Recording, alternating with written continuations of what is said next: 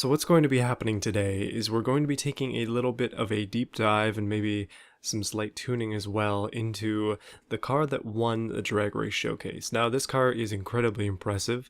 It managed to do a 6.5 roughly in the drag strip, and it was one of the only cars that was able to do that. Well, let's see how it goes. This is Except, the Dakiru Coupe Drag Showcase. It is a dual clutch and it has a power to weight of 1.7. okay, I feel we might have stumbled into something that is dangerous here. That's a 6.584 second run. That is Ooh! insanely fast. Starting things off, this is the body that was chosen for it. There are 3 different versions of it, being convertibles, coupes, etc. I don't think it really matters too much in this case, but let's go ahead and look at some of these things. So I wanted to point out some interesting techniques used by the builder when it came to building this car. So in terms of materials, it's made in the lightest way possible, with double wishbone on the front and push rod on the back, which is very common for the showcase.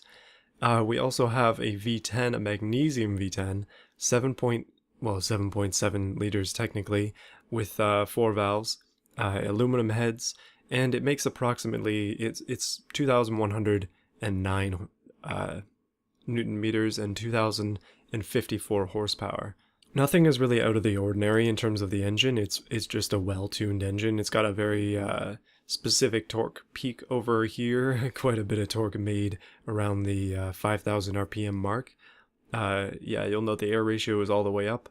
That's really about it. Like, it's just the engine is done well. Except one thing I did notice that was kind of odd, and Destraga noticed it as well during the stream. This car has mufflers and a catalytic converter. It could make more power without these, but I don't know why the author chooses to put them on. Now, in terms of drivetrain, this is where things get important. So here you can see all the way around the car, just so you know what I'm looking at and what I'm talking about, but the graphs are where it's at. 0 to 100 in 3.3 seconds is quite fast, but interestingly, and I think this is quite interesting, it's got a dual clutch with a 4-speed, with a very high but still not quite reaching the estimated top speed. You can see it's got 460 kilometers, and those are the gear ratios. They're pretty short. Now this car claims to have wheel spin of 81%, and just based on the spacing right here, that's very well spread out throughout the gears, only being 4 of them. I'm assuming that was done to mitigate wheel spin, but the way that the car goes, like, it does the quarter mile so quick, I don't think it even gets up to this speed, but we'll be testing that as well. And interestingly as well, it's got a viscous LSD rather than an electric one, and I'm wondering why that is. But this is probably the most interesting part. It's an all-wheel drive car, but the distribution of power is 85% to the front, and it is 15% to the rear, whereas the weight distribution is 64 to the front. So it's quite different. Like, that's not something you would usually see. Wheel sizes, it's bigger on the back, not much to see there. Brakes are just as small and as light as possible. These cars don't really need to stop, so it's just better to save weight. Aerodynamics, there isn't much. Like, there is actually some rear downforce, but the front actually creates lift towards the end. So again, not much going on here. And pretty much everything else in this section is as light as it can be. But here we have standard springs, gas monotube, and passive sway bars. So I think the sway bar setup is something that's unique as well here. These numbers, for whatever reason, seem to work because the car is incredibly straight when driving, and it holds the road quite well. So that's what it is. That's what it looks like. Those are the stats. And I want to show you how well it runs. But first, what I'm going to do is I'm going to make a couple changes, and we're going to see if I can get into the 6.4s with it.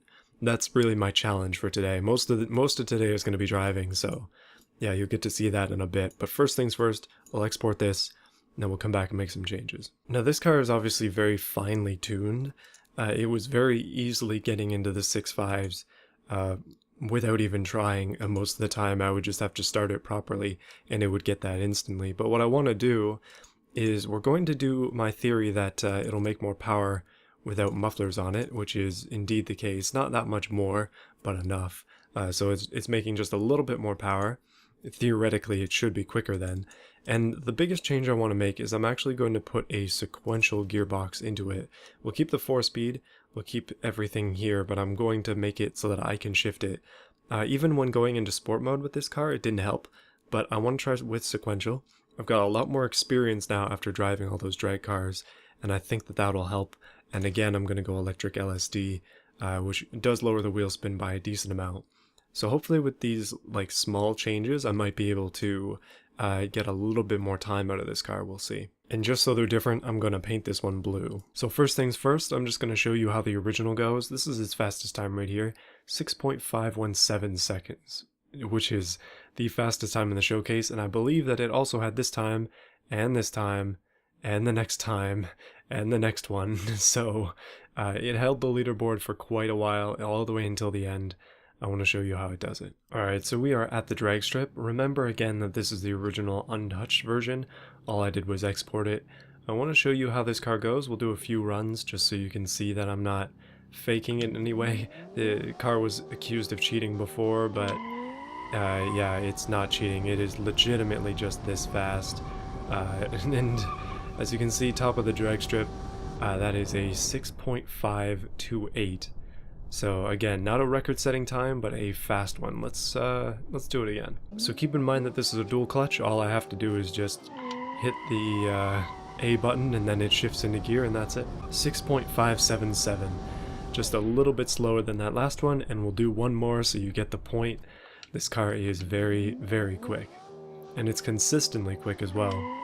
And it kind of, I mean, it depends on the wheel spin at the start, but anywhere else, this car would be a disaster. Here, 6.521. It's just too fast. Now it's time to run my bright blue changed version of it. It's just those small few changes. Has no mufflers anymore, as I showed you before. And it does have a sequential gearbox. I didn't change the gearing at all. It is just as it was. Let's give this one a try. Hopefully it can do well. I didn't change the wheels or anything. This thing could have potentially wider wheels. It could be wider at the front. You can see that it's, well, it's got some space there, but I want to see what it looks like in this form. Maybe one day we'll return and try it even more. So my first run with the sequential was a little bit rough, so I'm just going to give it another shot. This is actually my second go. You wouldn't have seen the first one, but it was not great. It bogged down at the start, as you can see, and immediately, like, there's just no chance of it getting up to that speed. It's the start that gets so good on the dual clutch for whatever reason. That was an 8.7 second run on the same car virtually that it was before. I'm just going to keep trying it a few more times, but it seems like my revisions were a mistake. Like right at the beginning there, it just dies immediately, so evidently the gear ratios are not set up for the sequential. Which is unfortunate, because I thought I would be able to do a little bit better with that. But let's go back to the other car and see if we can break that 6.4 second mark. I don't know what it is about this thing, but it is just way too quick. Let's go ahead and try shifting it up into sport mode, which means right at the beginning I have to click it twice. You can see we're in S1, then S2, then S3. It's still auto. Ooh, 6.648, so the slight delay at the beginning has brought it down. I'm going to keep trying that a few more times here. So note at the beginning, I'm still at the same that I was, but what I have to do is click twice repeatedly just to get it up into that gear. 6.673, darn. It's still slower, it just seems to be faster when in normal auto mode. I guess that was done on purpose. 6.547, darn.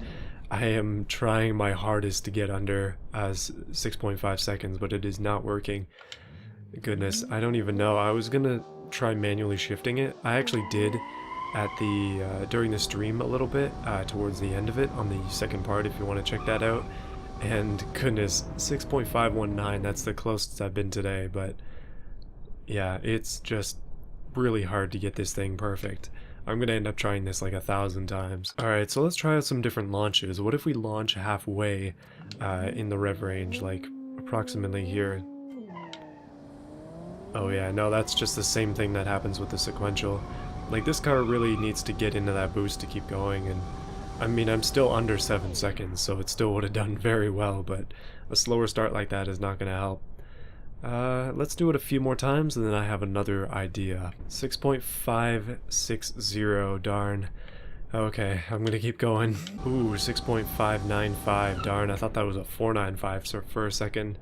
I got too excited, but this car is just so consistent.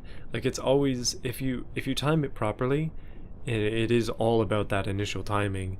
It's very consistently between 6.5, say 2, and then 6.5, like 8. It's almost always within those. Alright, let's do it one more time like this, and then we're going to race it against something else. And 6.7, yikes, that was a bad start then. Not great. Okay, what we're gonna do this time is go into free roam, and then I forgot that it has no brakes. Well, this video wasn't intended to be destroying the 6.5 second car, but rather dissecting it. Alright, so what I want to try and do is I want to do it using this timer. So this is going to be a bit of a challenge because we have no brakes once again. This car being pretty light, but still, it's really not that light. Let's go ahead and race against the other version that I made, see how the AI handles it. And what we're going to do is turn off the cinematic camera, but we'll turn on the Pro Tree. I want to see what this does. Every time I'm disqualified for jumping the start because I can't stop in time. Oh man. Alright, I think I got it this time. Okay. So we might have taken off a little bit further than the other car did. We're also not allowed to stay in this lane, but that was a 7.187 on the Pro Tree. Let's try that again. And one more time here. I think I'm doing better here. This should be a better time, and I didn't jump the lane. That was a 6.9, I think, according to the Pro Tree. And a 9.4 from my version. Yikes, that is so much slower. Whew, okay, let's switch the roles around. I want to see if the AI can do any better than I can with this car. Like, I'm hoping that the AI will be able to do maybe a perfect start or something. We'll see if that actually works. I've got no idea, though. Alright, I'm going to attempt to drag race the pre-runner. This is a mistake, by the way, but at least it has brakes, so it should be fine. Let's go ahead, though, and we're going to try and race the previous car that I was just using. I want to see, like I said before, if the AI can get a perfect start. Oh, totally forgot to turn off the cinematic camera. Well, looks like we have to watch this one roll in. Unfortunately, I'm a little bit out of the lane, unless it reset me. Oh no, we're good. Okay, hold on a minute. What's going on now, Beam? What is this? So you can also switch cars during the cinematic camera, and then it'll just hit you, and then it'll make you jump the start. I have no idea what's happening. This is still a work in progress, we'll say. Alright, hopefully I've got it this time. I'm gonna go up into drive, try and be incredibly careful. The start line is very picky. There we go. Rev it up. And we're off. Oh no, am I gonna beat it in this? Okay, never mind. That thing is gone. I'm interested to see what kind of time that was. Oh, 8.6 seconds, wow. Okay, the AI is way slower with it. Goodness. Okay, let's try without the Pro Tree. See what that does. And we're off again. This big truck really likes to lurch to the left, but that car is gone once again, but it really seems to delay at the start. I don't know what the AI is doing to make it do that, because normally it would be fine, and again I'm disqualified, and it just seems to be a trend here. But what was the time for that? Oh, and the AI has really handled that car well. You can see it way over there smoking. Can't really say much for me either. So the AI's run did not register for whatever reason. You can see it has no time on the board, but I did manage to get it 12 seconds. Very weird. So that's going to be it for this video. Hopefully you enjoyed it.